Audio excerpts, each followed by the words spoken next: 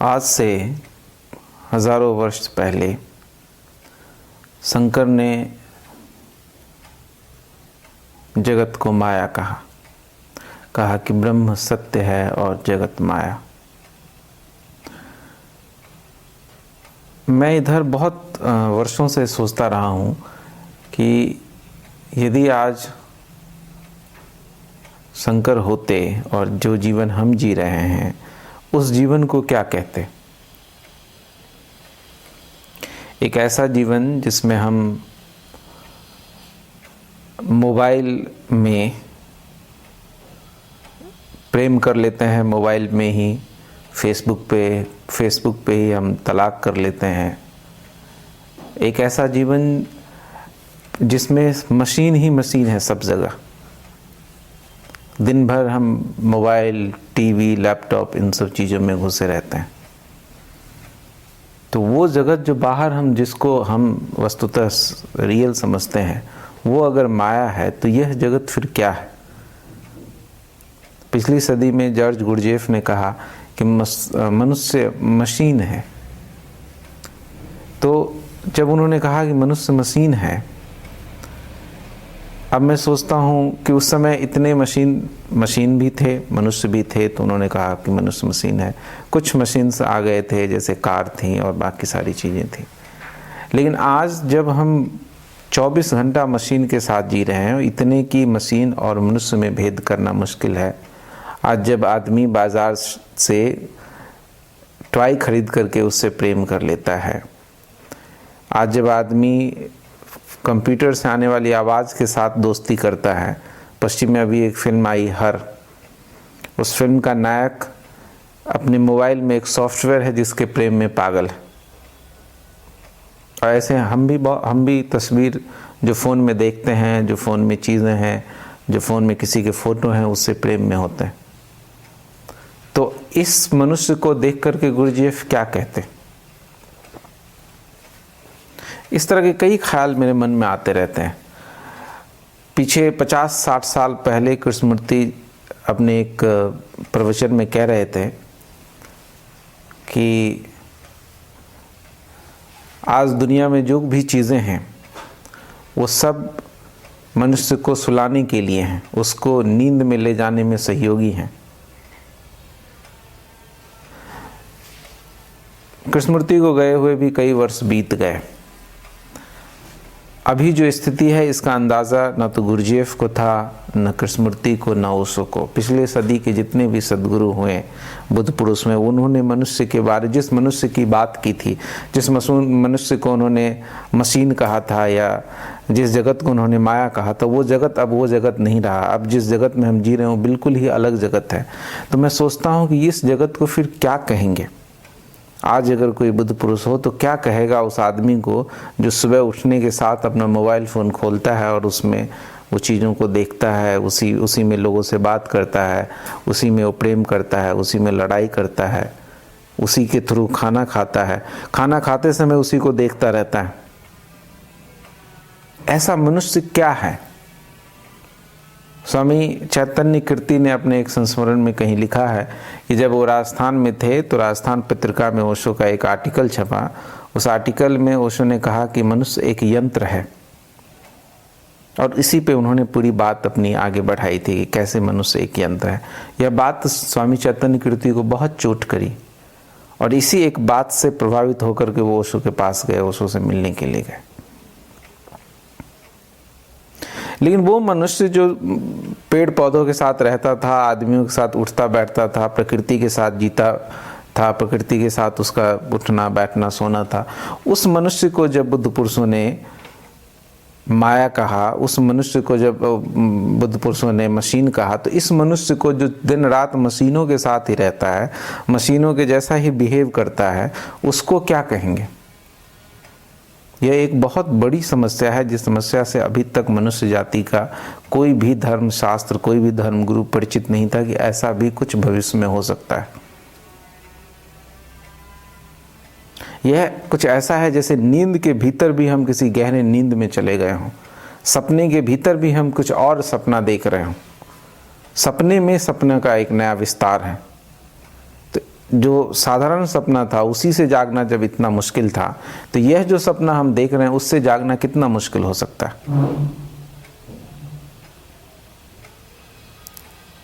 आज साधना के जगत में जैसी कठिनाई है वैसी कठिनाई इससे पहले कभी नहीं थी।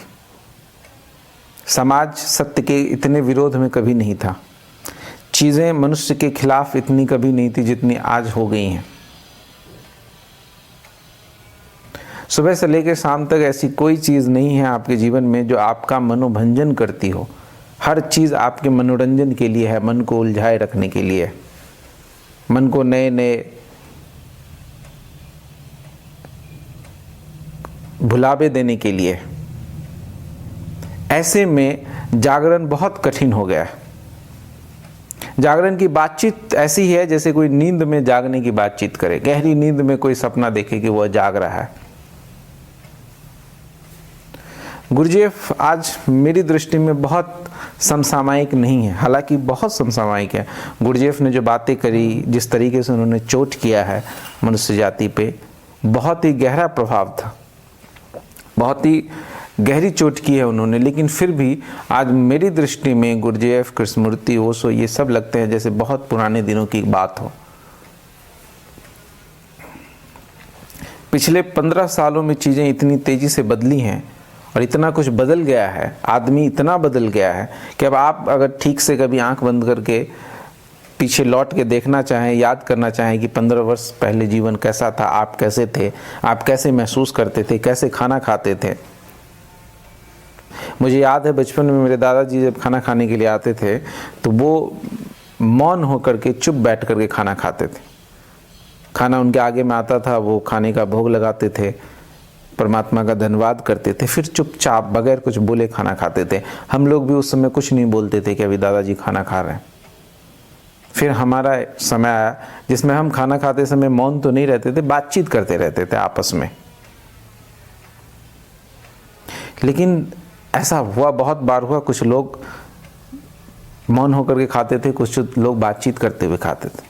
लेकिन अब एक ऐसा समय है जब आदमी, एक छोटा सा बच्चा कार्टून देखते हुए खाना खाता है, आदमी टेलीविज़न देखते हुए खाना खाता है, मोबाइल कान में लगा करके खाना खाता है। हमारे शास्त्र, हमारी विधियां जिस मनुष्य के लिए बनाई गई थी वो मनुष्य आज से 15 साल पहले पाए जाते थे। आज जो मनुष्य है उसके लिए ना तो हमारे पास कोई शास्त्र है, ना हमारे पास कोई विधियां हैं। आज ज़रूरत है कि हम एक नया शास्त्र निर्मित करें आज के मनुष्य को ध्यान में रह करके। और मैं आपसे कहूं कि आज मनुष्य जैसा है ऐसा पिछले हजारों हजार वर्ष के ज्ञात इतिहास में कभी नहीं हुआ था। जो कुछ अभी हम जी रहे हैं, हम जान रहे हैं जैसा जीवन, ऐसा जीवन हमारे पूर्वजों ने कभी किसी ने नहीं जाना था। बैलगाड़ी कार में बदल गया, यहां तक मामला ठीक था। विज्ञान भैरव तंत्र में जो सूत्र भगवान शिव ने बैलगाड़ी पे दिए हैं कि बैलगाड़ी में बैठे समय जब तुम्हारा शरीर हिले डुले तो घटना कार में भी घट सकती है। कार में भी जब आपका शरीर हिले डुले तो आप उस हिलने डुलने के साथ अपने आप को एक कर सकते हैं।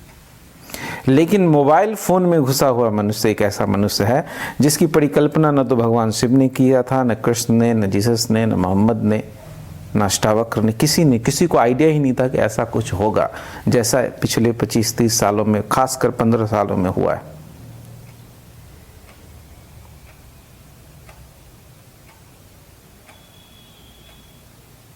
कुछ लोग आज फेसबुक पे ही बुद्ध हो जा रहे हैं, फेसबुक पे ही ज्ञान उनको हो जा रहा है। सारी चीज़ें, सब कुछ फेसबुक टेक्नोलॉजी के जरिए ही हो रहा है, सब उसी पे हो रहा है, सब इल्हाम।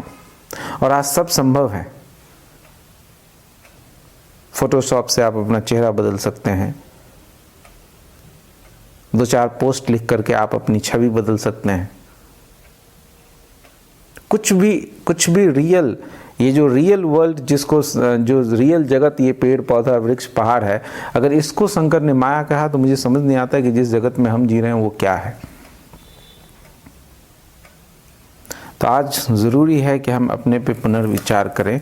और ज़रूरी है, मेरा ऐसा मानना है और मेरा ऐसा अपना अनुभव भी है कि आज अगर कोई सत्य की खोज में निकलता है तो आज उसके लिए पुरानी विधियां तभी कारगर हैं जब वो अपने आप को एक कदम पीछे खींच ले। आपको कोई भी साधना करने के लिए 15 साल पीछे ले जाना पड़ेगा। 15 साल पहले आपका जीवन जैसा था, अगर आप अपने जीवन को अभी आज के समय में वैसा नहीं बना लेते हैं तो फिर कोई साधना, कोई उपाय आपके लिए कारगर नहीं है। आज आप दिन में 6 घंटा मोबाइल फ़ोन यूज़ करके आप सोचेंगे कि विपस्सना करके आप संबोधि को उपलब्ध हो जाएंगे, निर्वाण को उपलब्ध हो जाएंगे, तो यह संभव नहीं है, यह घटना नहीं घट सकती।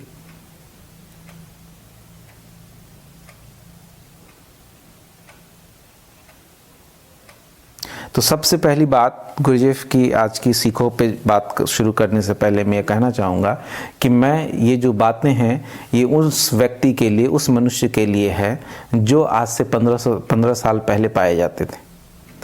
अगर हम इन सीखों से कुछ सीखना चाहते हैं, अपने जीवन को रूपांतरित करना चाहते हैं, तो हमें अपने को 15 साल पीछे ले जाना पड़ेगा। ये जो टेक्नोलॉजी, ये जो नया संसार हमने अपने आसपास गढ़ा है, इस संसार को हमें छोड़ना होगा।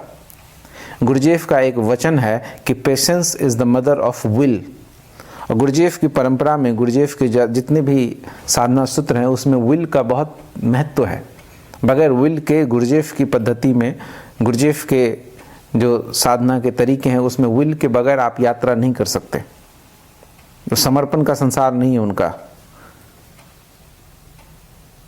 एफर्ट की बात करते हैं गुरुदेव, और एफर्ट के लिए विल का होना बहुत ज़रूरी है, विल के लिए पेशेंस का होना ज़रूरी है। और आज टेक्नोलॉजी ने हमसे जो सबसे आध्यात्मिक निधि अपने पास थी, हमारे पास थी, जो उस विल का, पेशेंस का, उसको हमसे छीन लिया है, धैर्य हमसे छीन लिया है। जब पैसा जमा करने के लिए बैंक में आप लाइन में खड़े होते थे और 1 घंटे बाद आपका नंबर आता था, तो वो 1 घंटा व्यर्थ नहीं जाता था, उसे 1 का समय लगता था। यह 4 दिन धैर्य का समय था, लेकिन वो 4 दिन की दूरी अब 4 घंटों में पूरी की जा सकती। वो 4 घंटे भी जरूरत नहीं, 4 सेकंड में आप वीडियो कॉल लगा के उस आदमी से बात कर सकते हैं। धैर्य की तो जीवन में कहीं जरूरत ही नहीं, और धैर्य की कहीं जीवन में जरूरत नहीं है तो विल कहाँ से आएगा। जब इंटरनेट का नया नया कनेक्शन आया था तो वो आप क्लिक करते थे, मुझे याद है आइडिया का मैंने कनेक्शन इंटरनेट का लिया था दिल्ली में, तो क्लिक करते थे और 3-4 मिनट बाद हम घूम करके आ जाते थे पानी वानी पी करके, तब एक पेज गूगल का खुलता था। फिर भी हमें लगता था अरे चमत्कार हुआ, कितनी जल्दी खुल गया। 2G का ज़माना था, उससे भी काम चल रहा था, फिर 3G आया, उससे भी काम चल रहा था, फिर 4G आया, अब लोगों को 4G भी कम लग रहा है, 5G 7G 6G की बातचीत चल रही। और आध्यात्मिक जीवन में धैर्य से कीमती चीज़ कुछ भी नहीं है। पेशेंस से ज़्यादा महत्वपूर्ण आध्यात्मिक व्यक्ति के लिए कुछ भी नहीं है। और टेक्नोलॉजी और आज का जो लाइफ स्टाइल है वो आपसे धैर्य छीन ले रहा है। और बगैर धैर्य, जिस मनुष्य के जीवन में धैर्य नहीं है, जिसके पास धैर्य की निधि नहीं है, वो अपने भीतर विल डेवलप नहीं कर सकता।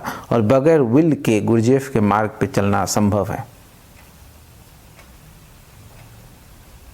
इंस्टेंट, मन सब कुछ इंस्टेंटली चाहता है, क्योंकि मन यानी गति,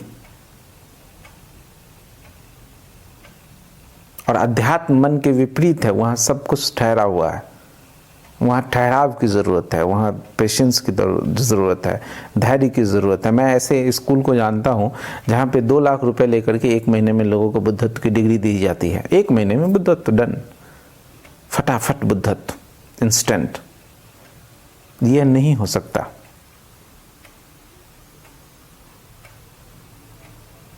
जो समाज हमने बनाया है वो समाज बिल्कुल पागलों का समाज है, पागलों के लिए बनाया है। मैंने कहानी कहीं पे सुनी थी कि D.H. लॉरेंस के गांव से कुछ लोग लंदन में आए हैं उसके पास घूमने के लिए। वो उनको ले गया अपने साथ, दिन भर लोगों को, गांव के लोगों को इम्प्रेस करना चाहता था। उनको दिखाता रहा कि ये देखो हमारे यहाँ सर्कस है, सिनेमा घर है, क्लब है, तो ये खेल घर है, दुनिया भर की चीज़ें दिखाएं कि देखो हमारे पास मनोरंजन के लिए कितनी सारी चीज़ें हैं। ये घटना कम से कम मुझे लगता है 100 साल पहले की, 70-80 साल पहले की होगी। उसके साथ जो लोग आए थे वो गांव से लोग थे, वो शाम होते होते बहुत दुखी और उदास हो गए। तो D.H. लॉरेंस ने पूछा कि मुझे समझ नहीं आ रहा है कि मैंने तुम्हें शहर में इतनी सारी चीज़ें दिखाई मनोरंजन की, इतना कुछ दिखाया, नई नई चीज़ें दिखाई, तुम इतने उदास क्यों हो गए हो? तुम लोग उत्साहित नहीं हो, तुम खुश नहीं नज़र आ रहे हो। तो उन लोगों ने कहा हम इसलिए दुखी हैं, इसलिए उदास हैं, यह सोचकर कि ये कैसे लोग होंगे जिनको इतनी मनोरंजन की ज़रूरत पड़ती। कितने उदास लोग होंगे, कितने न ये दुखी लोग होंगे जिनको इतना मनोरंजन चाहिए। हम तो साल में कभी गांव में एक दफ़ा कोई नाटक कर लेते हैं, उसी से खुश रहते हैं। ये रोज रोज मनोरंजन। आप अपनी ही बात अगर करें 15 साल पहले, तो कभी 6 महीने में एक फिल्म हम देख लेते थे, उस फिल्म की बातचीत महीनों तक चलती थी। आज हालत यह है कि हम सिनेमा घर से अगर फिल्म देख करके आए तो भी रास्ते में ही यूट्यूब पे कोई वीडियो देखने लगते हैं। बारहा तो यूं होता है कि हम घर आकर के एक नई फिल्म और शुरू कर लेते हैं उसी एक्टर की। एक मनोरंजन खत्म नहीं होता है कि दूसरा मनोरंजन। फेसबुक थोड़ी देर यूज करते हैं, उससे लगता है जब ऊबने लगे तो हम व्हाट्सएप पे आ जाते हैं। इससे पहले कि व्हाट्सएप उबाए हम इंस्टा पे आ जाते हैं। खान पान में आजकल खाना भी फैशन है कि कभी कोई चीज़ फैशन में है, कभी कोई चीज़ फैशन में है। कभी घी खाना फैशन में है तो सब घी खाते हैं, कभी फैशन से बाहर हो जाता है। फैशन की तरह भोजन, पहनावा, सारी चीज़ें आ रही हैं। मनुष्य ऊबे इससे पहले नई चीज़ मार्केट में आ जा रही हैं। एक फ़ोन एप्पल का आता नहीं है, इससे पहले कि उस फ़ोन के सारे फीचर्स आप समझ पाएँ, नया फ़ोन बाज़ार में आ जाता है। मीना बाज़ार में 24 घंटा हम घूम रहे हैं। अपने हाथ में मोबाइल लिए हुए व्यक्ति हमेशा बाज़ार में वो देख रहा है, फ्लिपकार्ट पे क्या आ रहा है, अमेज़न पे क्या आ रहा है, यहाँ क्या आ रहा है, और वो दुखी हो रहा है कि मेरे पास ये। मेरे दोस्त अभी बाली घूमने के लिए गए हैं, तो रसिया घूमने के लिए गए हैं, यहाँ गए हैं, वहाँ गए हैं, परेशान है। एक किताबें पढ़ना मुश्किल है, लेकिन 10 किताबें हम खरीद करके इकट्ठा किए जा रहे हैं। मेरे एक मित्र हैं, उनके लाइब्रेरी में इतनी किताबें हैं जितनी अगर वो पढ़ें तो कम से कम 5 जन्म चाहिए, लेकिन फिर भी वो नई नई किताबें खरीद रहे हैं। इंस्टाग्राम पे देख करके किसी को, फलाना व्यक्ति ये किताब पढ़ रहा है, खरीद लो। अमेज़न पे देख करके। मैंने सुकरात के जीवन की एक कहानी पढ़ी थी कि एक दिन सुकरात एथेंस के बाज़ार में, मार्केट में घूमने के लिए निकला। बाज़ार लगा हुआ तो मीना बाज़ार जैसे पहले लगता था। उस बाज़ार से गुजर रहा था। जब आधा बाज़ार उसने देख लिया तो बीच सड़क पे खड़ा होकर के खूब ज़ोर से नाचने लगा पागलों की तरह। उसके साथ उसका शिष्य क्रेटो था। वो बड़ा शर्मिंदा भी हुआ, इतने लोग उसको देखने लगे कि पागल आदमी कौन है, इस तरीके से नाच रहा है। क्रेटो फिर भी अपने गुरु के पास गया, बोला आप इस तरह से इस बड़े बाजार में क्यों नाच रहे हैं? तो सुकरात ने बोला मैं ये देख के नाच रहा हूँ कि संसार में कितना कुछ है जिसकी मुझे ज़रूरत ही नहीं। इतना बड़ा बाजार, इसमें मुझे कुछ भी, कोई भी ऐसी चीज़ नहीं जिसकी मुझे ज़रूरत नहीं है। लेकिन आज हमारी हालत ये है सुकरात से बिल्कुल विपरीत। आज जब हम किसी बाज़ार में जाते हैं, किसी बाज़ार हमेशा हमारे हाथ में है, तो हम बहुत दुखी हो जाते हैं, अरे इतना कुछ है जो मेरे पास नहीं है। और उसकी तादाद बढ़ती जा रही है जो आपके पास नहीं है, जो है वो पुराना हो जा रहा है। आज किसी का पास फ़ोन है तो आप बोलिए ये फ़ोन है, ये कौन सा फ़ोन है? नहीं, ये तो पुराना मॉडल है, नया लेने की सोच रहा हूँ। हर ऐप देखिए वो हर दूसरे दिन पुराना हो जाता है, उसको अपडेट करना है। मन नए में जीता है, उसको नया चाहिए, बदलाव चाहिए इमीडिएटली, क्योंकि उबता है वो। और ये पूरा समाज का आयोजन उस बदलाव को पूरा करने में लगा हुआ है। पूरी समाज की ऊर्जा उस बदलाव को आयोजन करने में लगा हुआ है कि बदलाव, इससे पहले कि आपका मन उबे, आपको नई चीज़ दे दी जाए। ऐसे में जागना असंभव है। जागरण का अर्थ होता है मनोभंजन, मनोरंजन नहीं। और मनोरंजन के जिस समाज में इतने उपाय हों, उस समाज में जागरण और जागरण के कोई भी उपाय नहीं। आज ध्यान भी मनोरंजन के लिए है। ध्यान की विधियां, नई नई विधियां। मैं आश्रम में रहता था, जिस आश्रम में, तो लोग आते थे, बोलते थे कौन से स्वामी आएंगे ध्यान करवाने? तो मैं कहता था फलां स्वामी आएंगे। अरे वो तो वही पुराना ध्यान करवाते हैं, फलां स्वामी कब आएंगे, वो नया नया ध्यान लेके आते हैं, ध्यान भी नया नया आता है, नई नई बातें कहिए, नई नई विधियां करवाई तो लोग थोड़े देर मन उनका बहलता है, फिर जैसे ही उबने लगते हैं, इस विधि से तो उब गए। मेरे पास भी लोग आते हैं, आप तो हमेशा सती योग ही करवाते हैं, कुछ नया करवाइए।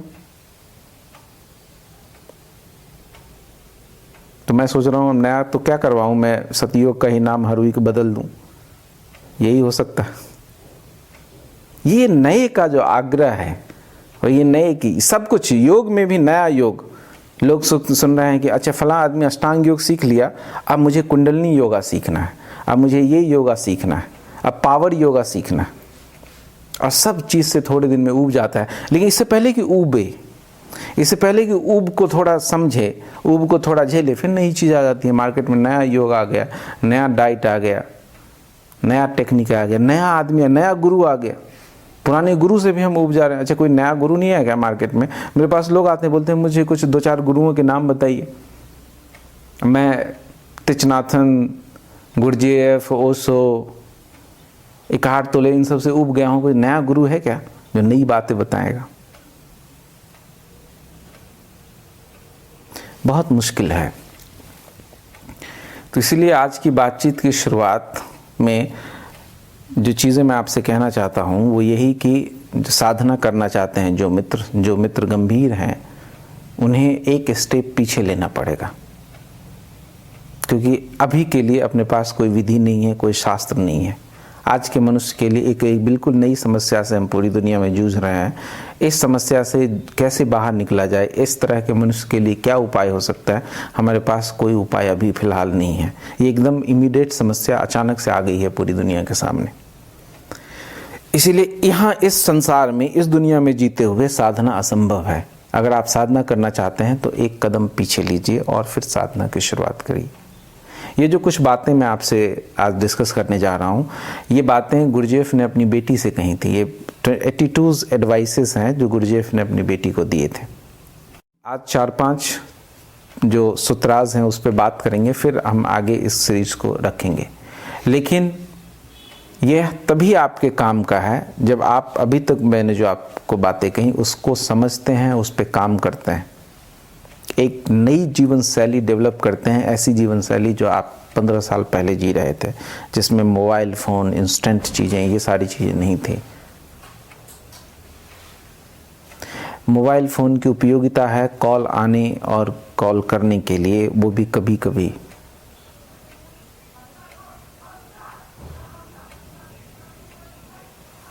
ये आपको तय करना पड़ेगा, खुद ही देखना पड़ेगा कि जीवन में कहाँ तक मोबाइल आपके प्रवेश कर गया है। या बाकी की सारी इंस्टेंट चीज़ें, कहीं भी जीवन आपको पेशेंस डेवलप करने का मौका नहीं देता। सब चीज़ें इंस्टेंट हो सकती है अभी यहीं। कैसे टिकट बुक करने के लिए हम लाइन में लगते थे, अब टिकट घर बैठे बुक हो जा रही है। किसी से मिलने के लिए किसी के घर पे जाते थे, बीच में दूरी होती थी, थोड़ी पेशेंस डेवलप करते थे, 1 घंटा बाद आएगा, हमें पता होता था हम कैसे क्या करेंगे। पेशेंस धार्मिक व्यक्ति का पहला गुण है। जब पश्चिम के सभी देशों ने अपने लोगों को भारत आने से मना कर दिया, क्योंकि भारत आकर के वो आश्रम में आते थे और ओशो सन्यासी हो जाते थे, तो बहुत से देश चिंतित हुए। उन्होंने भारत आने से, और खास करके जो लोग ये कहते थे कि मैं पुणे जा रहा हूँ, उनको वीज़ा देना बंद कर दिया। तो जर्मनी में यूँ हुआ कि लोग फिर अलग अलग बहाने से, अलग अलग कारणों से भारत आने, जो सन्यासी आना चाहते थे वो कारण देते थे अपने वीज़ा सेंटर पे। तो एक सन्यासी जब गया वीज़ा लेने के लिए, तो वीज़ा सेंटर वालों ने पूछा कहाँ जाना है, कहाँ का वीज़ा चाहिए भाई तुमको? तो बोला मुझे भारत जाना है। भारत किस लिए जाना है? तो उसने कोई अजीब सा कारण बताया कि इस कारण से, कोई झूठी कहानी उसने बताई कि इसलिए मैं भारत जा रहा हूँ। तो वीज़ा सेंटर वालों ने बोला कि ठीक है, आप 2 घंटा बैठिए, 2 घंटा बाद आपको हम इस बारे में बताएंगे कि क्या किया जा सकता है। वो जा कर के बैठ गया। वहाँ का जो स्टाफ था वो उसको थोड़ी देर बाद उसकी नज़र उस पर गई, तो देखा वो आदमी आराम से बैठा हुआ है अपनी जगह पे। ना तो और लोगों की तरह मैगजीन उठा के पढ़ रहा है, ना इधर उधर देख रहा है, ना किसी से बातचीत कर रहा है, वो मस्त बैठा हुआ था अपनी जगह पे। और ऐसा ही 2 घंटे तक वो बैठा रहा चुपचाप। जब वो दोबारा 2 घंटे के बाद आया काउंटर पे, उसने बोला कि अब क्या कहते हैं, वीज़ा हो पाएगा मेरा, मुझे इस तरह से भारत जाना। बोला कि तुम क्यों जा रहे हो भारत? तो उसने फिर अपनी कहानी सुनी। बोले नहीं, तुम झूठ बोल रहे हो, तुम पुणे जा रहे हो। तुम ज़रूर सन्यासी हो। कोई साधारण आदमी इस तरीके से 2 घंटे तक खाली नहीं बैठ सकता। खाली बैठना सन्यासी का पहला गुण है। जब जीवन में हम यूं ही खाली बैठे रहते थे, तब भी बुद्ध पुरुष हमसे कहते थे कि 1 घंटा खाली बैठो, आंख बंद करके, बिल्कुल कुछ भी नहीं करो, सोचो भी मत। और अब तो 1 मिनट हम खाली नहीं बैठे रहते हैं। वो जो खाली समय होता है उसमें मोबाइल फोन, आपकी पत्नियां भी इतनी साथ नहीं रहती हैं जितनी मोबाइल फोन हमारे साथ होता है। एकदम जैसे लगता है शरीर का हिस्सा हो। बच्चा रो रहा हो तो एक बार माएँ उसको इग्नोर कर देती हैं, लेकिन मोबाइल फ़ोन में अगर रिंग बज जाए तो उसको नहीं छोड़ते हम। ऐसा लगता है कि हमने जन्म ही लिया है मोबाइल फ़ोन उठाने के लिए। रिंग बजे और हम उस पर टूट पड़ते हैं। ये आदमी के जीवन में धैर्य नहीं आ सकता, और ऐसा आदमी कभी भी आध्यात्मिक नहीं हो सकता। तो इस तरह की जितनी उपद्रवें आपके जीवन में, जो आधुनिक उपकरणों ने, यंत्रों ने, जीवन शैली ने क्रिएट कर दिया है, उसको दूर करिए। एक कदम पीछे लीजिए। मैं ये नहीं कह रहा हूँ कि बंदर की आप पेड़ पे चले जाइए, आदि मानव हो जाइए, बस एक कदम पीछे लीजिए। जहाँ तक अननोन है, ये जो हम जिस टेरिटरी में अभी जी रहे हैं बिल्कुल अननोन है। इसका न तो नक्शा अपने पास है, न इससे बाहर निकलने का। ये ऐसा चक्रव्यूह है जिसका भेद हमने अभी नहीं जाना है। तो एक कदम पीछे निकल के यात्रा की जा सकती है। बगैर एक कदम पीछे लिए यात्रा असंभव है अध्यात्म की। तो यदि आप सब एक कदम पीछे लेने को तैयार हैं तो ही ये बातें हमारे किसी काम की है। जो पहला एडवाइस गुरुजीएफ ने अपनी बेटी को दिया वह है focus your attention on your self. अपना ध्यान अपने पे लगाओ, अपने पे ध्यान दो। Focus your attention on your self. यह पहला विधि ही, अगर इस विधि को ही आप ठीक से समझ लें और इसको जीवन में ले आएं, तो बाकी के 81 विधिज को जानने, करने, समझने की ज़रूरत नहीं है। इस एक से ही सबको जाना जा सकता है। मेरी दृष्टि में ये पहला विधि ही सब कुछ है। इसी के सपोर्ट में बाकी की सारी जो एडवाइस गुरुजीएफ ने अपनी बेटी को दिए वो है। इस एक को पूरा करने के लिए, इस एक को अगर आप समझ जाते हैं, इस एक को अगर आप कर पाते हैं तो ठीक। अगर ये नहीं होता है तो फिर दूसरा है, ताकि दूसरा इसलिए है ताकि इस दूसरे को करने से पहला करने में आपको सहायता मिले। इसी तरह तीसरा है, चौथा है, पांचवा है, छठा है, वो सब सपोर्ट में है। ये एक मुकम्मल कंप्लीट है। ये तीर अगर आपके सीने में चली गई तो फिर किसी दूसरे तीर की जरूरत नहीं है, यह सब कर देगा। Focus your attention on your self. अपना ध्यान अपने पे दे। यह उस चीज का ठीक विपरीत है जो अभी हम कर रहे हैं। अपना ध्यान हमेशा हम दूसरे को दे रहे हैं। और दूसरा कौन है? एक जमाना था कि दूसरा आपकी पत्नी होती थी, पड़ोसी होता था, बच्चे होते थे, बहुत दूर में कोई, हम दूर जाते थे तो राजनेता वगैरह पे ध्यान देते थे। लेकिन आज वो दूसरा मशीन है जिसपे हम ध्यान दे रहे हैं। मोबाइल पे ध्यान दे रहे हैं आप, अटेंशन। जितना मोबाइल, रामकृष्ण ने कहीं कहा कि जितना एफर्ट तुम पैसा कमाने में लगाते हो, स्त्री के पीछे भागने में लगाते हो, उसका अगर 20% भी सत्य की खोज में लगाओ तो सत्य तुमको यूं ही मिल जाए। आज जितना अटेंशन आप मोबाइल को दे रहे हैं पूरे दिन में, और सुरती बनी रहती है हमेशा मोबाइल की, जैसे जस पनिहार इन धरे सिरगागर, ऐसी स्थिति बनी रहती है कि कहीं भी आप है चौकन्नक, मोबाइल में एक बीप, एक नोटिफिकेशन, आप एकदम अलर्ट हो जाते हैं। कहीं जाना है सबसे पहले आप चेक करते हैं मोबाइल लिया कि नहीं, बैटरी चार्ज है कि नहीं। जिस तरह से आपने पूरा अटेंशन मोबाइल फोन को दे दिया है, ऐसा अटेंशन अगर आप अपने को दे दें तो शायद कुछ ही महीनों में, बुद्ध होते तो कहते सिर्फ 7 दिन में, इतनी हिम्मत मुझ में नहीं है क्योंकि आपको देख करके मुझे लगता नहीं ऐसा कर पाएंगे आप। पहली बात तो अगर मैं कह रहा हूं कि जितना अटेंशन, जिस तरह की सूरत मोबाइल के प्रति आपकी बनी रहती है 24 घंटे, सोते समय भी उसको पास रखते हैं, इस तरीके से अगर आप अपने अटेंशन को अपने पास रखने लगे तो 7 महीने, ज़्यादा से ज़्यादा 7 साल में जागरण संभव है। हमारा सारा अटेंशन दिन भर दूसरों पे होता है। दूसरा व्यक्ति क्या करता है, वो कैसे खाता है, वो कैसे बोलता है, उसमें क्या अच्छाई है, क्या बुराई है, उसमें क्या गलत है, उसको क्या ठीक करने की ज़रूरत है। इस क्षण आप मेरी बातें सुन रहे हैं तो आपके दिमाग में ये भी आ सकता है कि ये बातें उसको लिए ज़्यादा ज़रूरी है, वो बहुत फ़ोन यूज़ करता है, ये तो उसको समझना। अभी भी आपके मन में दूसरों का चिंतन चल सकता है कि जो बातें कही जा रही हैं मेरी पत्नी के लिए बिल्कुल ठीक है, मेरी पत्नी दिन भर यही करती है, या मेरा भाई या मेरा बाप या कोई भी। दूसरे पे सारा ध्यान, एक दूसरे के बारे में अपने को जितना पता है उसका मुझे लगता है अगर 30% भी अपने बारे में पता चले तो जीवन रूपांतरित हो जाए। हम कैसे बोलते हैं, कैसे खाते हैं, क्या करते हैं, कैसे चलते हैं, क्या सोचते हैं, क्या फील करते हैं, इसका हमें कोई पता नहीं। इस सब संबंध में हम बैखरी में जीते हैं। दूसरा आदमी कैसे चलता है, कैसे बोलता है, क्या खाता है, कहाँ रहता है, क्या है उसके पास, इसकी अपने पास पूरी जानकारी है। इस मामले में हम पश्चिंती में जीते हैं। गुरुजीएफ कहते हैं कि दूसरों पर से दृष्टि हटाओ, अपने पे ध्यान रखो। अगले ही सूत्र में वो कहते हैं, be aware of every moment of what you are thinking, feeling, desiring of doing. इसमें बुद्ध का सारा सती योग आ जाता है।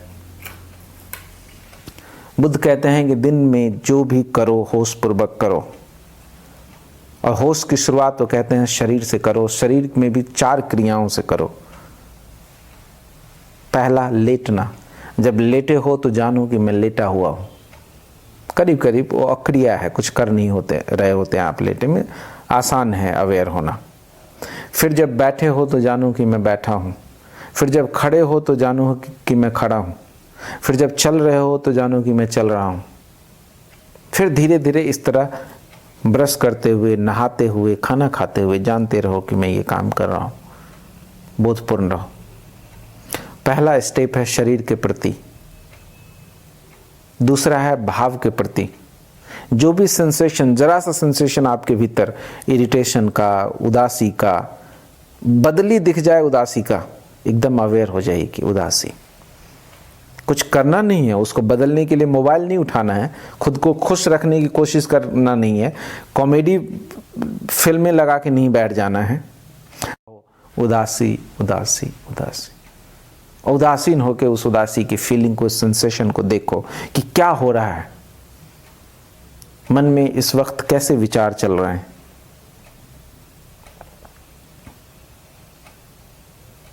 सांसें कैसे चल रही हैं, क्योंकि सांसों का संबंध आपके शरीर, मन और भावना तीनों से है। भावनात्मक जरा भी बदलाहट आपके भीतर आई और सांसें बदल जाएंगी। मन में विचार बदलें और सांसें बदल, काम वासना के विचार, सांसों की लय बदल जाएगी। प्रेम का विचार, सांसों का लय बदल जाएगा। किसी को मारने का विचार, सांसों का लय बदल जाएगा।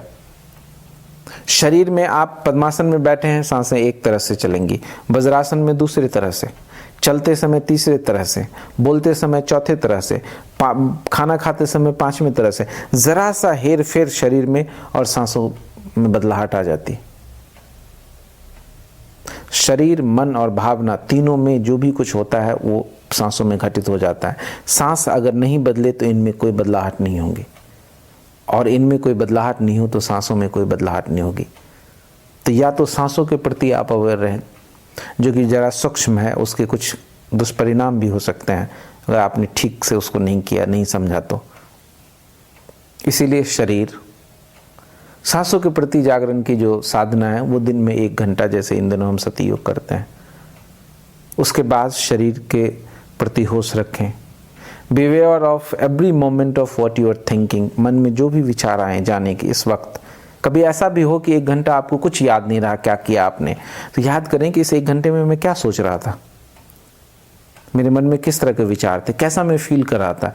दिन में 5 दफ़ा 10 दफ़ा अपने आप से सवाल पूछे, इस वक्त मुझे कैसा लग रहा है, मैं उदास हूँ, इरिटेटेड हूँ, दुखी हूँ, चिंतित हूँ, डरा हुआ हूँ, लोभ से ग्रसित हूँ, एक्साइटेड हूँ, बेचैन हूँ, कैसा चल रहा है मेरे भीतर।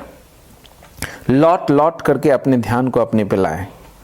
दूसरा कुछ भी बोल दे, किसी, हो सकता है किसी ने आपको गाली दे दिया, इमीडिएटली उस व्यक्ति को बिसारें और देखें कि आपके भीतर क्या हो रहा है।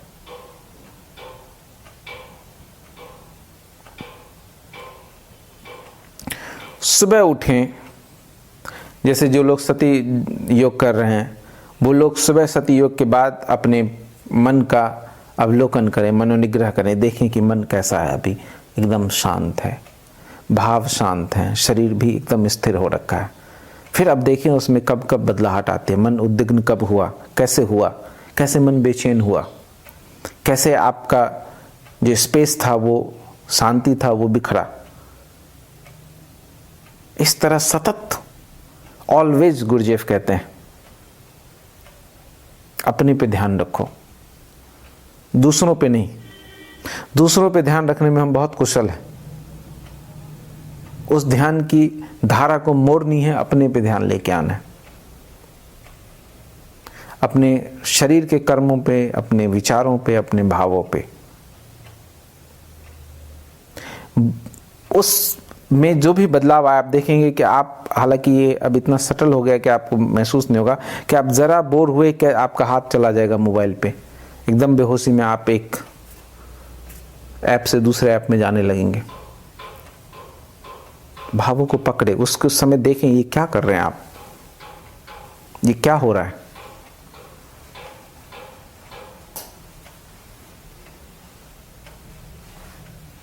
यह बेस है, इसके बगैर न तो आप साधक हैं, इससे बड़ी न तो कोई साधना है। आप दिन भर क्या सोचते हैं, 1 घंटा ध्यान कर लेने के बाद कोई अपने आप को, 1 घंटा ध्यान करने में भी 1 घंटा ध्यान होता नहीं। आपने 1 घंटा समय दिया, ध्यान नहीं। आप ध्यान रखें, मैं वर्षों अंग्रेजी पढ़ाता रहा दिल्ली में, मेरे पास लोग आते थे, वो कहते थे कि कितने दिन में अंग्रेजी हम सीख जाएंगे। तो मैं उनसे बोलता था, दिन का सवाल नहीं है, समय का सवाल नहीं है, ध्यान का सवाल है, तुम कितना ध्यान देते हो। अगर ध्यान दोगे तो 1 महीना, समय दोगे तो 1 साल। जब आप बोलते हैं कि मैंने 1 घंटा ध्यान किया, तो ध्यान आपने कितने, उस 1 घंटे में तो 55 मिनट हो सकता है आपका चिंतन दूसरे के बारे में ही चल रहा हो। अपने पे कितनी देर ध्यान दिया, उतना ही ध्यान आपने ध्यान किया। और 1 घंटा लोग जो औपचारिक रूप से बैठते हैं, वो भी अपने को ध्यान ही कहने लगते हैं, और 23 घंटा वो जबकि दूसरों पे ध्यान देते हैं। ध्यानी तो सही अर्थों में, सन्यासी सही अर्थों में हम उसी को कह सकते हैं जो 23 घंटा अपने पे ध्यान देता हो, 1 घंटा भले ही वो दूसरों पे ध्यान दे दे। हालांकि जो अपने पे ध्यान देता है, अब उसको दूसरों पे ध्यान देने की जरूरत नहीं है। जो लाओ त्से कहते हैं, जो अपने मन को जानता है वो सबके मन को जानता है, क्योंकि हम अलग नहीं हैं। जो अपने को जान लिया उसने सबको जान लिया, उसको दूसरों पे ध्यान देने की, दूसरों को जानने की ज़रूरत नहीं है। लेकिन फिर भी अगर ऐसी ज़रूरत ही पड़े तो 1 घंटा बहुत है दूसरों के लिए। लेकिन अभी हम 24 घंटा करीब दूसरों पे ध्यान देते हैं। 1 घंटा कभी ज़बरदस्ती कुछ ऐसा विचित्र हो जाता है, कोई गड़बड़ी हो जाती है अपने भीतर, तो अपना पता चलता है। जैसे कभी सर दर्द हो जाए तो अपने सर पे ध्यान देते हैं, कोई गाली दे दे तो गुस्सा आ जाए तो अपने को पता चलता है अभी मैं गुस्से में हूँ। लेकिन उस क्षण भी इमीडिएटली हम अपने ध्यान को दूसरों पे ले जाते हैं, दूसरे का चिंतन शुरू कर देते हैं, या फिर उसको भुलाने या दबाने की कोशिश करने लगते हैं। उदासी पकड़ी, दोस्तों को फ़ोन लगा लिया, और क्या हाल है। मेरे एक दोस्त हैं, उनसे जब भी मैं फ़ोन पे बात करता हूँ, आधे घंटे में कम से कम वो 50 बार बोलते होंगे और बताओ। ये एकदम ऑटोमेटिक है, और बताओ और बताओ। अब मैं कोई अखबार हूँ कि कितनी नई नई बातें बताऊँ, 5-7 मिनट में सारी बातें बताई जा सकती है। वो बोलेंगे और बताओ और बताओ। ऐसा नहीं वो पूछ रहे हो एकदम जैसे नींद में कोई बड़बड़ाता हो। मेरे गाँव में एक आदमी थे जो सोए में बड़बड़ाते थे। अब मैं देखता हूँ लोग दिन में भी बड़बड़ाते रहते हैं कुछ से कुछ, उनको पता ही नहीं चल रहा है। ये 1 घंटे की बातचीत में 50 बार और बताओ, ये क्या है। और ऐसा वो 10 लोगों को फोन दिन भर में करते हैं और सबको यही और बताओ। ये बैखरी है। मुझे तो लगता है ये बैखरी से भी कोई गिरी हुई अगर अवस्था हो, क्योंकि योग ने बैखरी तक का जाना था, ये बैखरी से भी नीचे की अवस्था है जिसमें अभी हम जी रहे हैं। बहुत मुश्किल है, लेकिन फिर भी थोड़ी होप की किरण है, क्योंकि हमने जाना है। हम शायद आखिरी पीढ़ी हैं जो जानता है कि 15 साल पहले जीवन कैसा था। शायद उस याद करके, बुद्ध के जीवन में कहानी है एक साधक की कि ध्यान के पुराने अनुभवों को याद करके वो वर्तमान के अंधकार से बाहर निकल गया था। तो शायद उस पुराने जीवन शैली को, उन चीज़ों को याद करके हम फिर से उनको दोबारा ला। हमारे पास अभी भी अचेतन में सूत्र पड़े हुए हैं, कहीं न कहीं है, तो हमने जाना तो है उसको, उसको कुदेरा जा सकता है, एक स्टेप पीछे हम जा सकते हैं, तो फिर थोड़ी संभावना है जागरण की कि जागरण घटित हो सकती है। ध्यान दें अपने भीतर, क्यों करते हैं आप, क्यों बार बार फ़ोन उठाना पड़ता है, क्यों खाना खाते समय आप को टीवी देखना पड़ता है, क्यों आप खाने में रोज़ नई नई चीज़ें चाहते हैं, नई जगहों पे जाना चाहते हैं, क्यों हर कुछ दिन पे कपड़ा बदल लेते हैं आप, ये बदलाहट की पागलपन क्यों है? इसके प्रति जागिए। हर चीज़ को हम बदल देना चाहते हैं, और उसका कारण है कि जब आप कोई वीडियो देखते हैं तो हर 30 सेकंड में उस वीडियो से दृश्य बदल जाता है। आप मोबाइल फ़ोन में हर 2-4-5 सेकंड में आप ऐप बदल लेते हैं, या कि जिस ऐप पे हैं जो तस्वीर आप देख रहे हैं आप उसको हटा देंगे, दूसरे पे जाएंगे। इस तरीके से आपका ब्रेन और ज़्यादा बदलाव का आदी होता जा रहा है, और वही सारी चीज़ें आप जीवन में चाह रहे हैं। बदलाहट बदलाहट बदलाहट, एक जगह पे रुकना नहीं, एक से दूसरे पे, दूसरे से तीसरे पे, तीसरे से चौथे पे, दिन भर इन्हीं चीज़ों पे। इस बदलाहट के प्रति जागिए। Focus your attention on your self.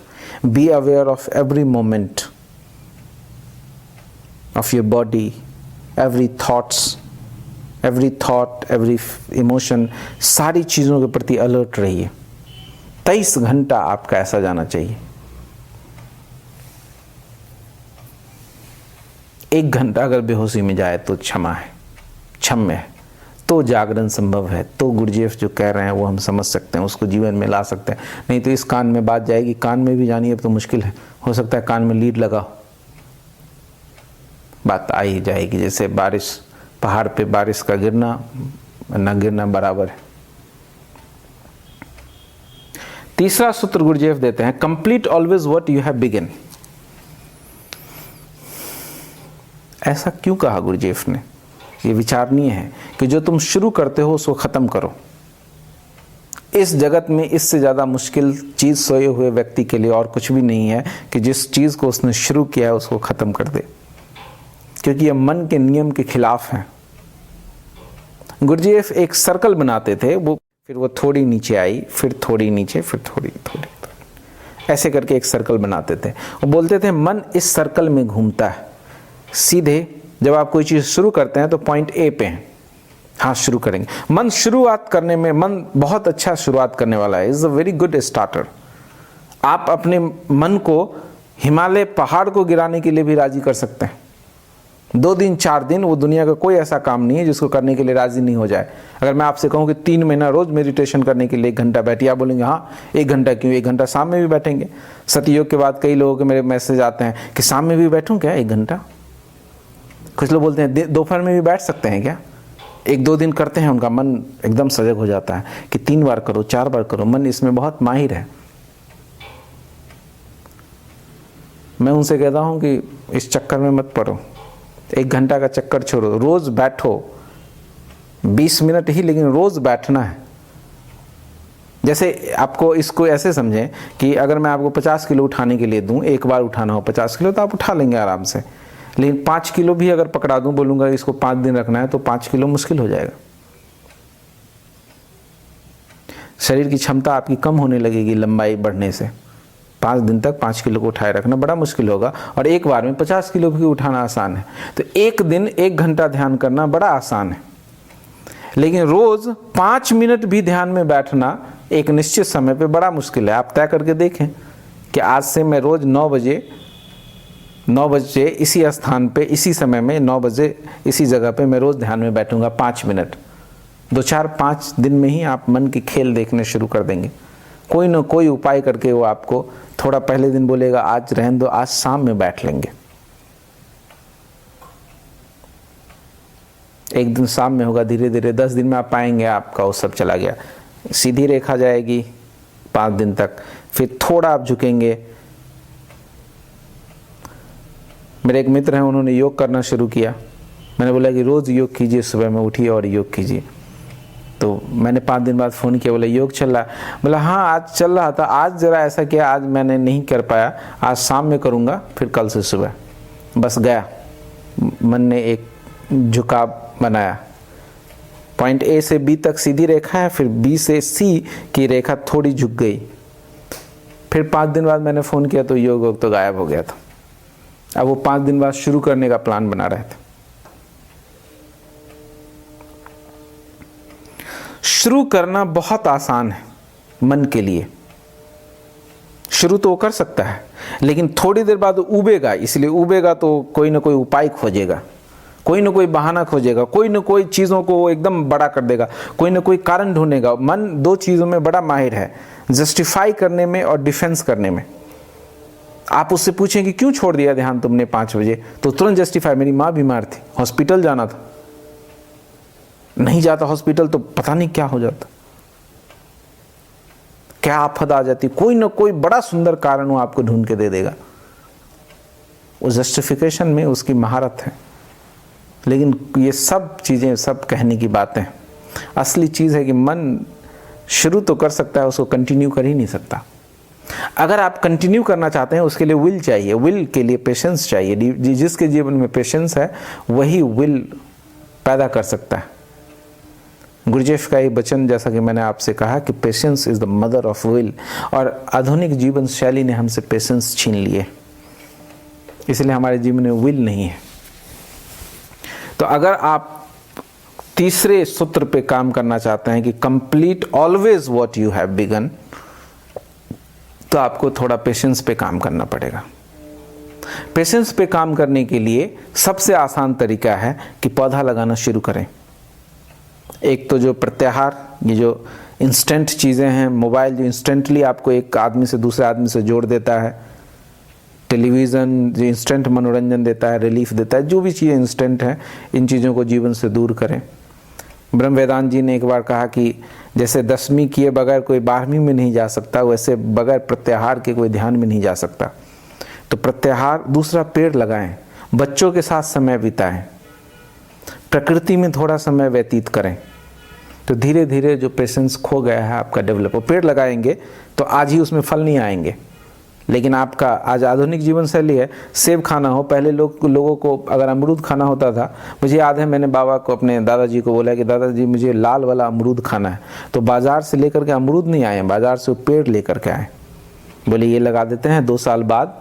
और मेरे अंदर इतना धैर्य था कि मैं 2 साल वेट कर सकता था। बोले 2 साल इसको लगेंगे बड़े होने में, फिर इसमें फल आएंगे। इतना पेशेंस था लोगों के भीतर कि अमरूद अगर खाना है तो पेड़ लगाएंगे और 2 साल बाद वो पेड़ अमरूद देगा। हम में इतना पेशेंस, हम तो बोलेंगे लेके आ जाते हैं बाजार से अभी। ऐसा व्यक्ति ध्यानी नहीं हो सकता। अनंत धैर्य चाहिए, आप समझ रहे हैं, अनंत धैर्य चाहिए ध्यान में जाने के लिए। और हमारे पास तो 5 मिनट का, इसलिए पश्चिम का एक मनोवैज्ञानिक हुआ, वो कहता था कि जब तुम किसी के घर की घंटी बजाते हो तो देखो भीतर कैसी बेचैनी मचती है, उस बेचैनी के प्रति सजग हो। इमीडिएटली एक घंटी बजा, 30 सेकंड की देरी नहीं हुई कि आप बेचैन हो जाते हैं कि जल्दी जल्दी जल्दी जल्दी। होटल में बैठे हैं, वेटर को आपने ऑर्डर दे दिया और आप बेचैन होने लगते, कब लाएगा। इस बेचैनी को देखें, यही बेचैनी आपको पागल बनाए हुई है। तो पेशेंस डेवलप करना पहला काम है। दूसरा काम है फिर विल डेवलप करना। विल डेवलप होगा संघर्ष से, छोटे छोटे निर्णय लेने से। जैसे कभी निर्णय ले लिया कि आज मैं खाना नहीं खाऊंगा। जैसे उसको बताते थे कि रास्ते से गुजर रहे हो, निर्णय ले लिया कि मैं होर्डिंग नहीं पढ़ूंगा।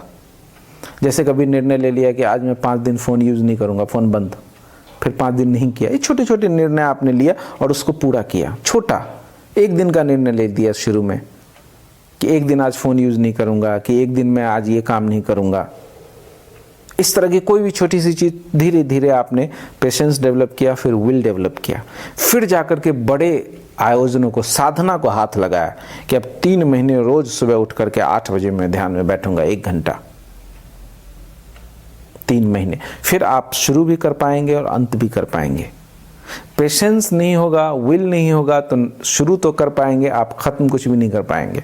और यही हमारा दुर्भाग्य है, यही मशीन होने का प्रतीक है, सबूत है कि हम मशीन हैं, क्योंकि सब एक वर्तुल में हमारे भीतर घूम रहा है।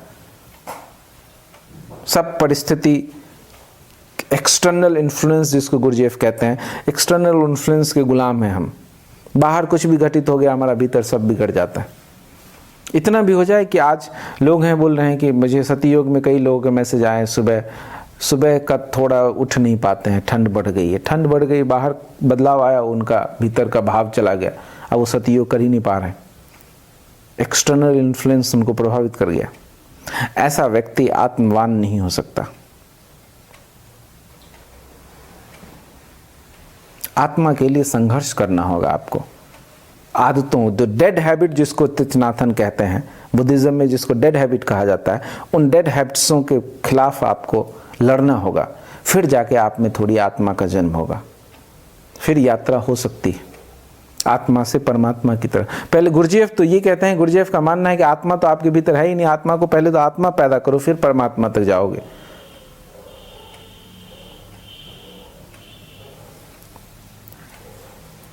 Do what you are doing as best as possible।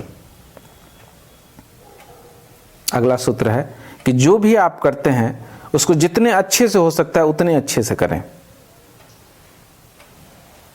इसका मतलब परफेक्ट बनना नहीं है, इस बात को समझें।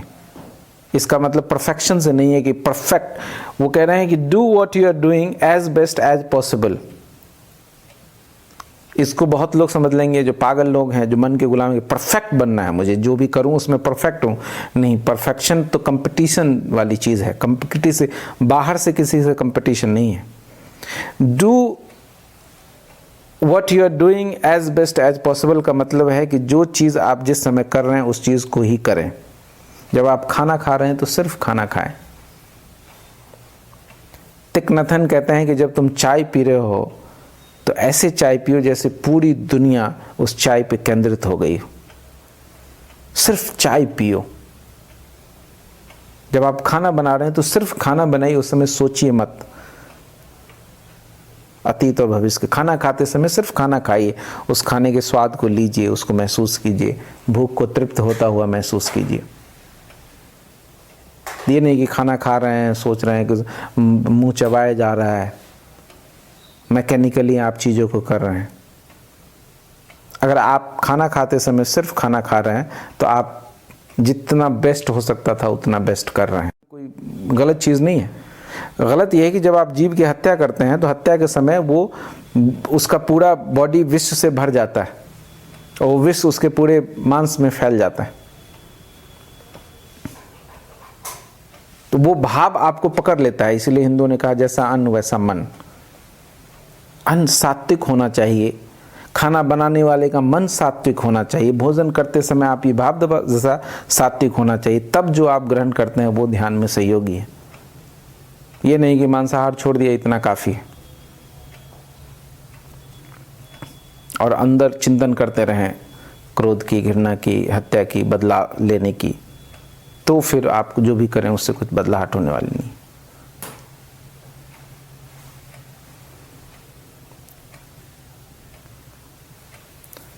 बाकी के सूत्रों पे हम कभी और बात करेंगे। अभी मैं लीड लगा लेता हूं, जिन मित्रों को भी प्रश्न होंगे तो हम उस प्रश्न पे चर्चा करेंगे।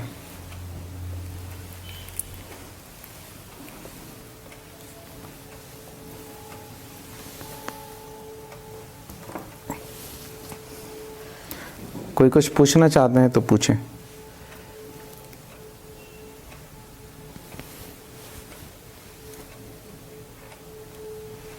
प्रणाम।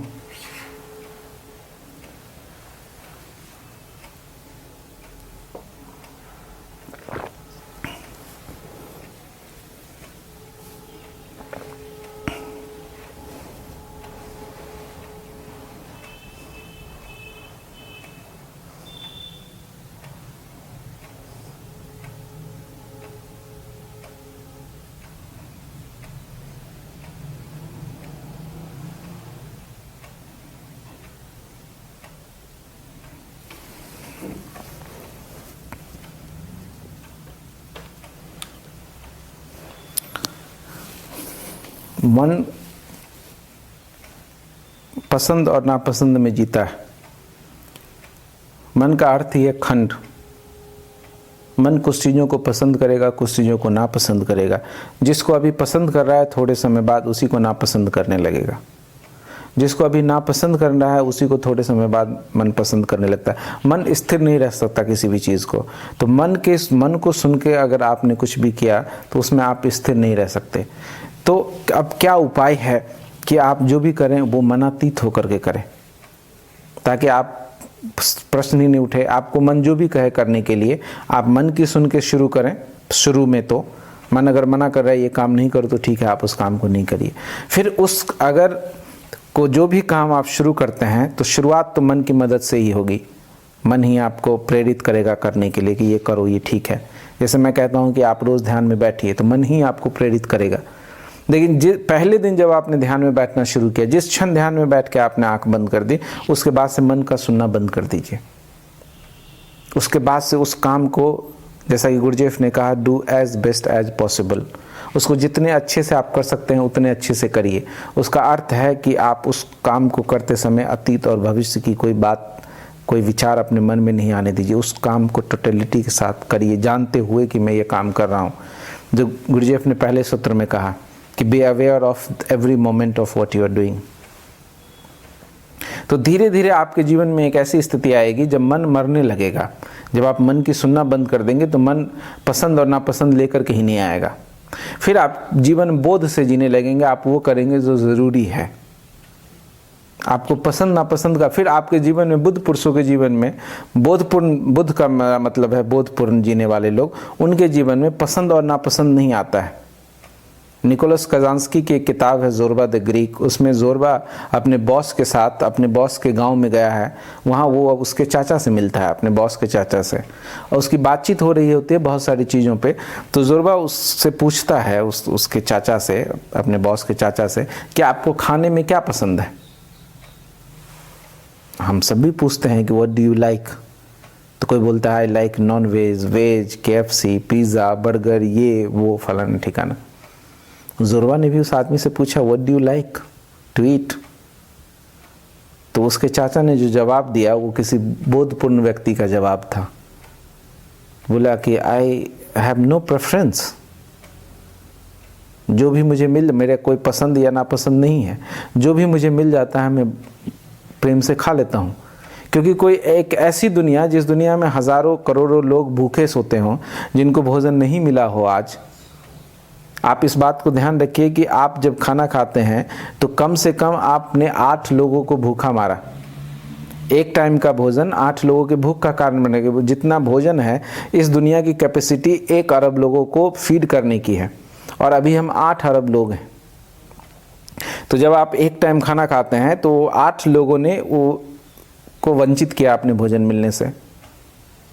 तो एक ऐसी दुनिया जहाँ हजारों लोग, लाखों लोग भूखे सोने के लिए मजबूर हों, उस दुनिया में पसंद नापसंद तो हो ही नहीं सकता।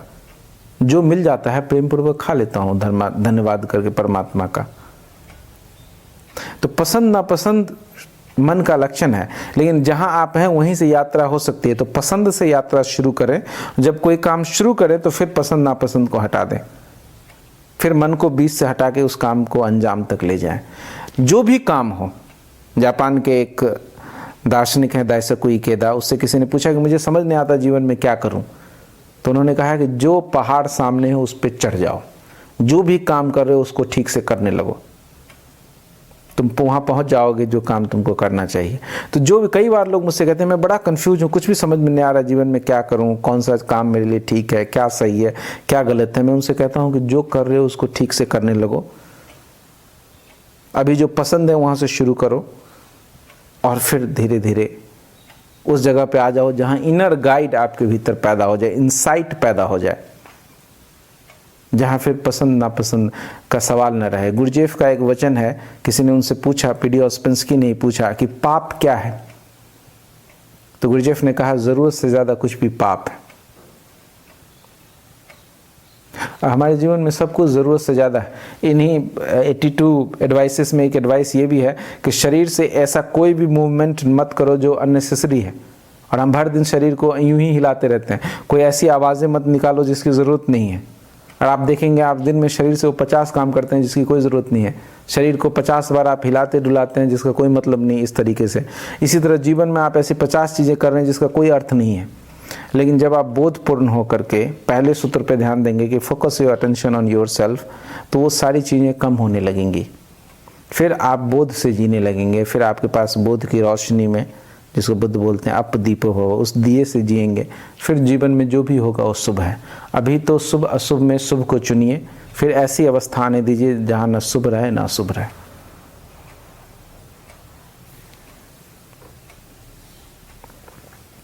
जी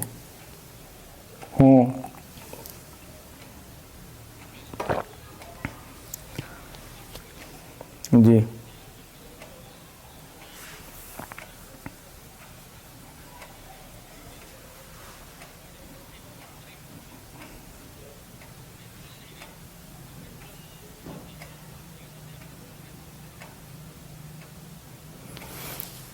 ऐसा नहीं है कि जब हम आनापान सती योग की साधना करते हैं, माइक बंद कर लें आप ताकि दूसरे मित्रों को डिस्टर्बेंस ना हो। ऐसा नहीं है कि जब हम आनापान सती योग की साधना करते हैं तो सांसें कृत्रिम हो जाती हैं, अननेचुरल हो जाती हैं, बल्कि स्थिति बिल्कुल उल्टी है। अभी सांसें अननेचुरल हैं, हालांकि जो अननेचुरल है उसी को हमने नेचुरल मान लिया है, तो भूल हमारी है। तो जब आप सांसों पे ध्यान देंगे तो सांसों वस्तुतः नेचुरल होने लगती हैं, लेकिन उससे हम परिचित नहीं है, इसलिए हमें शुरू में लगता है कि अननेचुरल हो गया। तो थोड़ी इधर उधर अगर सांसें होती भी हैं तो आप ध्यान जारी रखें, धीरे धीरे सांस बिल्कुल नेचुरल हो जाएंगी। और बिल्कुल ही जब सांसें नेचुरल हो जाएंगी तो सांसें होंगी ही नहीं। लेकिन अभी के हिसाब से तो बिल्कुल, अभी जो हम 24 घंटा खूब सांस ले रहे हैं, 1 मिनट में पता नहीं कितनी बार सांस ले लेते हैं, जबकि आयुर्वेद कहता है कि हमारा जो जीवन अवधि है वो सांसों पर निर्भर करता है। हमारे पास हमें सांसें लिमिटेड मिली हुई हैं। कछुआ लंबा जीता है क्योंकि वो 1 मिनट में शायद 1 ही बार सांस लेता है या 2 बार, कुछ ऐसा ही है। कुत्ता जल्दी मरता है क्योंकि वो बहुत बार सांस लेता है। तभी हमारी सांसें बहुत तेज़ हैं। जब आप आनापान सती योग करेंगे तो आपकी सांसें स्लो होंगी। शुरू में थोड़ा हो सकता है इधर उधर हो, क्योंकि आपने अचानक से अटेंशन डाला, एक नई चीज़ को लेकर के आए, लेकिन धीरे धीरे सांसें सेटल हो जाएंगी। और फिर एक अवस्था आएगी जब सांसें एकदम ठहर जाएंगी, गई सांस गई रह जाएगी, आई सांस अभी आएगी नहीं, वो नेचुरल कुंभक लग जाएगा, एक गैप जिसकी हम खोज में। तो सांसें अननेचुरल कृत्रिम नहीं हो रही हैं। हाँ, अभी जैसी हैं वैसी नहीं रह जाती हैं, तो वैसी तो नहीं ही रहेंगी, क्योंकि ध्यान उसको बदलेगा। जब आप उसको देखने लगेंगे तो उसमें बदलाहट तो आएगी। जब भी आप चीज़ों को ऑब्जर्व करते हैं, किसी भी चीज़ को ऑब्जर्व करते हैं, तो उसमें बदलाहट आनी शुरू हो जाती है। इसीलिए तो लोग बोलते हैं कि मेरे भीतर क्रोध है, मैं क्या करूं? कुछ भी करना नहीं, आप उसको देखिए, देखना बदल देगा, उसको देखने से बदल जाएगा। लेकिन अहंकार को लगता है कि नहीं, कुछ तो करना पड़ेगा, करने को तो कुछ दो मेरे को, क्योंकि देखने में अहंकार रह नहीं जाता। और अगर आपको ऐसा ख्याल है कि मैं देख रहा हूं, तो अभी वो देखना नहीं है, क्योंकि देखना हमारा स्वभाव है, हम दृष्टा हैं ही। आप दृष्टा के दृष्टा नहीं हो सकते। तो साक्षी तो तब होता है, हम साक्षी तो तब होते हैं जब सब कर्म शांत हो जाते हैं। उसमें यह देखने की कोशिश भी साक्षी में बाधा है। अब किस तरह से आनापान सती योग करते हैं, ये भी सवाल है। तो कभी जब मैं सती योग करवाता हूँ तो आप उसमें किसी दिन शामिल होकर के ठीक से विधि समझ लें, तो शायद अगर विधि में कुछ भूल हो, उसकी वजह से कुछ हो रहा हो, तो अलग बात हो सकती है।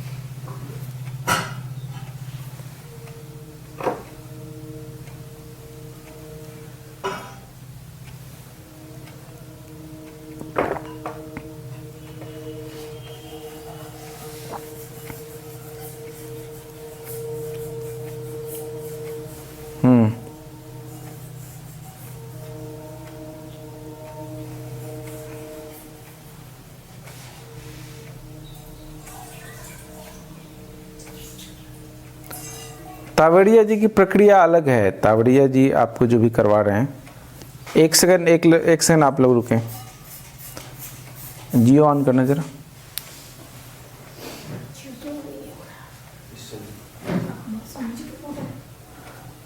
तावड़िया जी की विधि अलग चीज़ है, वो क्या है मुझे ज़्यादा नॉलेज नहीं, हालांकि मैं परिचित हूँ जो उनकी विधि से, लेकिन वो आनापान सती योग नहीं है।